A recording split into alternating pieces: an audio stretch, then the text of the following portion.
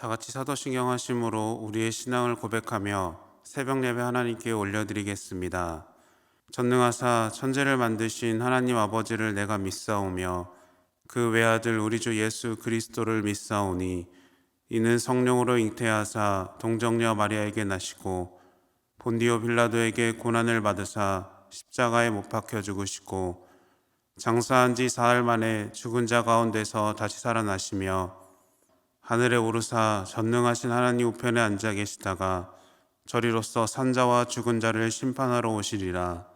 성령을 믿사오며 거룩한 공회와 성도가 서로 교통하는 것과 죄를 사하여 주시는 것과 몸이 다시 사는 것과 영원히 사는 것을 믿사옵나이다.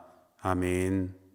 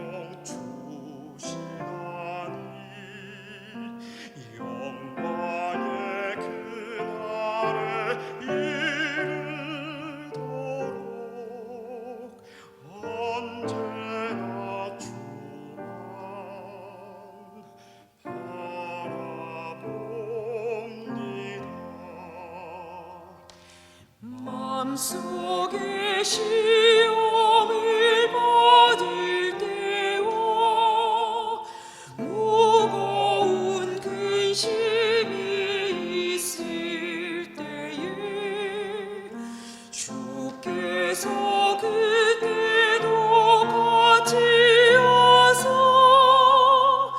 언제나 나를 도와주시네.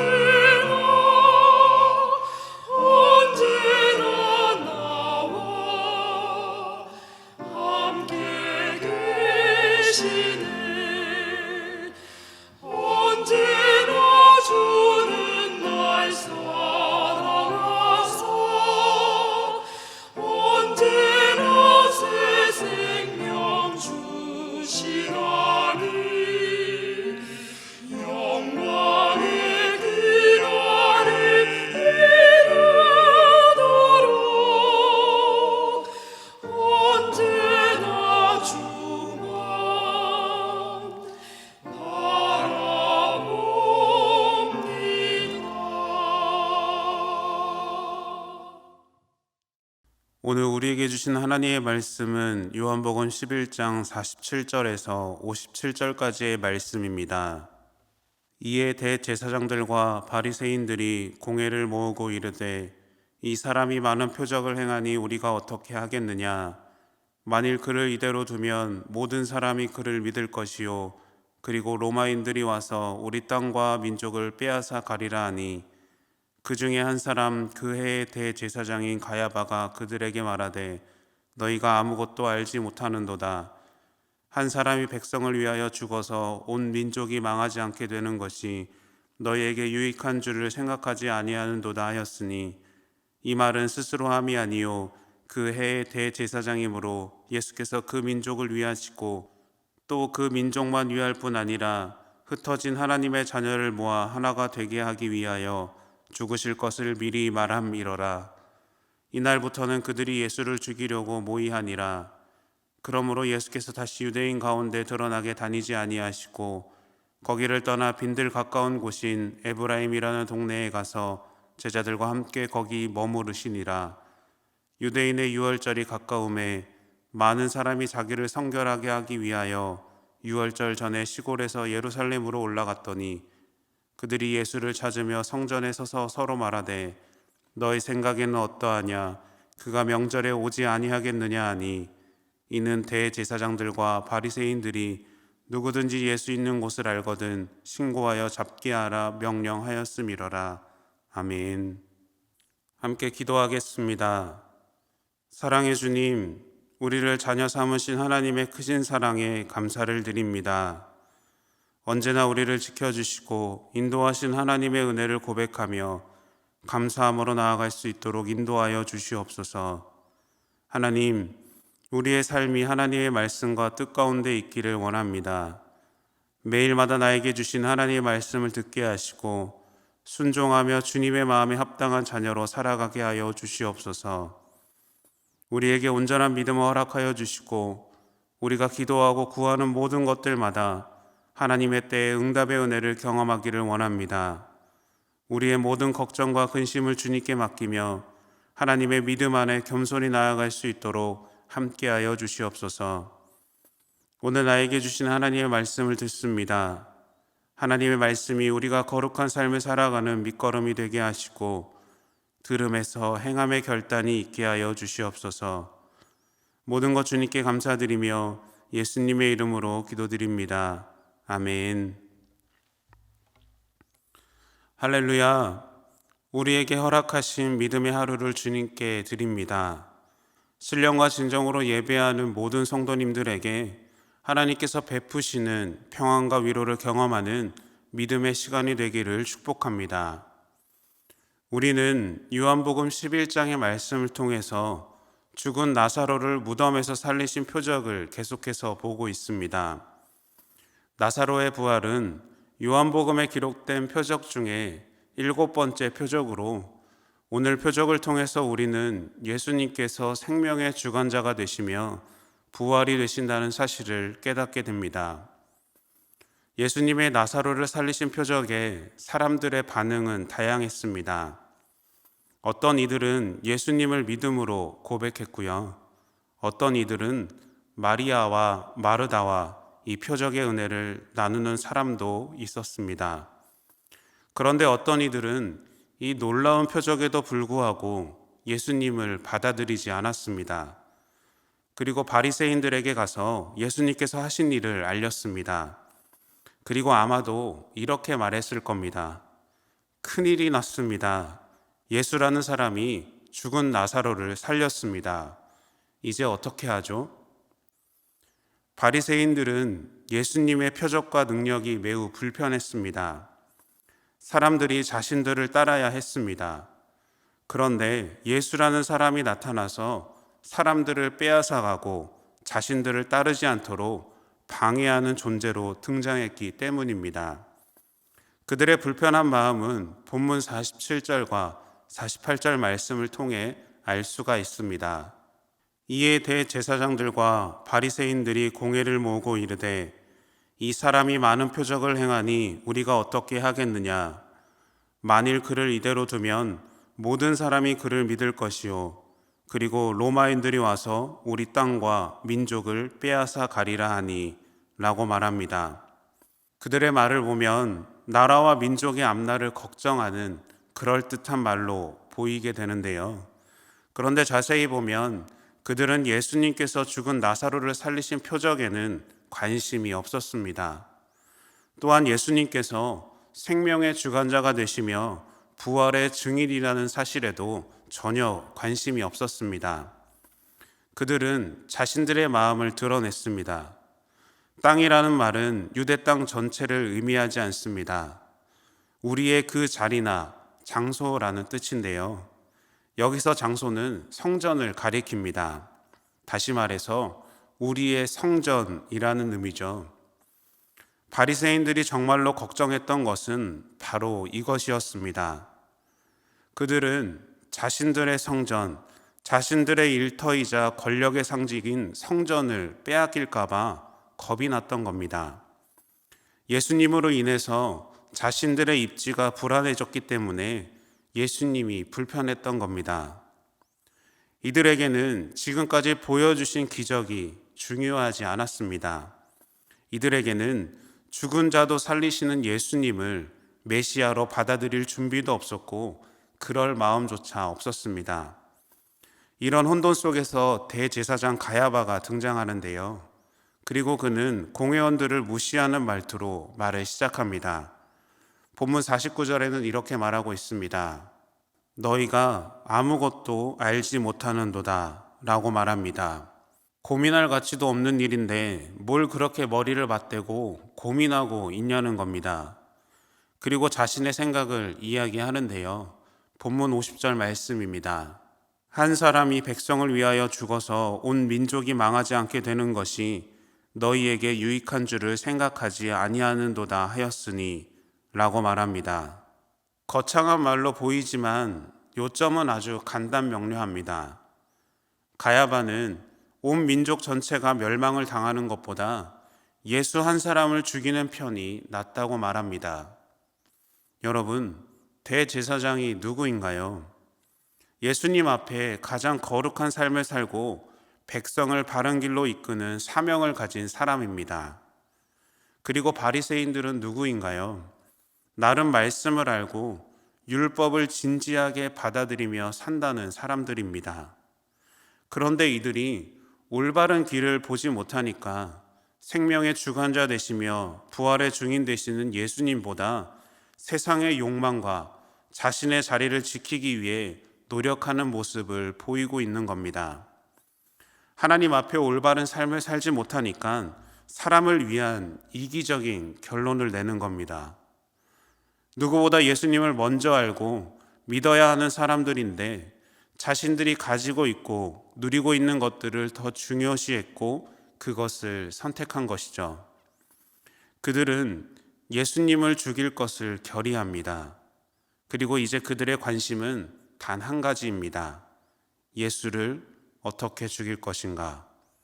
그것이 그들의 최대 관심사가 되었습니다. 우리는 늘 이런 선택의 순간에 놓입니다.